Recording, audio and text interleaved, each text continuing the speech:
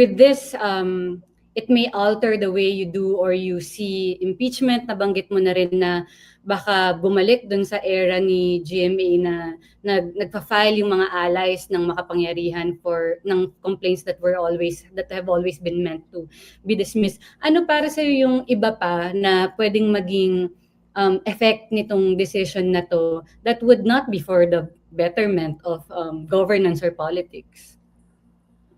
Well, sa akin kasi I'm a firm believer of the institutional separations of each branch. Okay. I've worked in all three branches of government kasi. So I've seen where one branch really excels, what acts, legislature, ganyan. So parang nakita ko na parang, ito talaga ang specialization niya. Ito talaga. This one kasi strikes me. Isa sa mga striking sa decision na to, yung listahan ng guidelines, ang dami.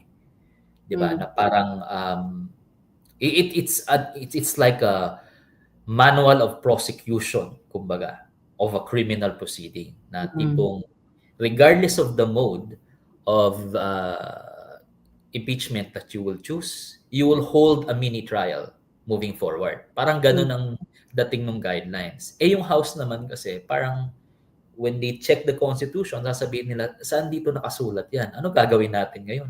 Ganito na ba talaga to? Do we apply it? Di ba? So, what does that mean? Of course, it's the Supreme Court. So, we're bound to follow. And the advice that I would give, let's say, even to the congressman, that's the Supreme Court. It's the law of the land. You have to follow. What's the effect, however? If you step back, forget Sarah.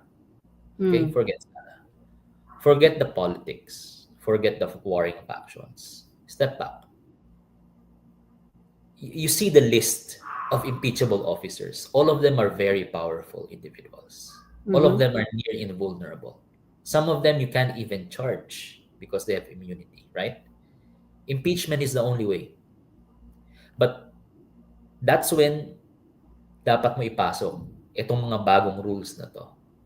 Does it make it harder to make these people accountable to the people, considering how invulnerable and how powerful they are to begin with? Or does it make it easier for the people to hold these very powerful people to account? And the answer is which? What do you think? You've seen the list. Yeah, you've seen the list. Di ba? Okay.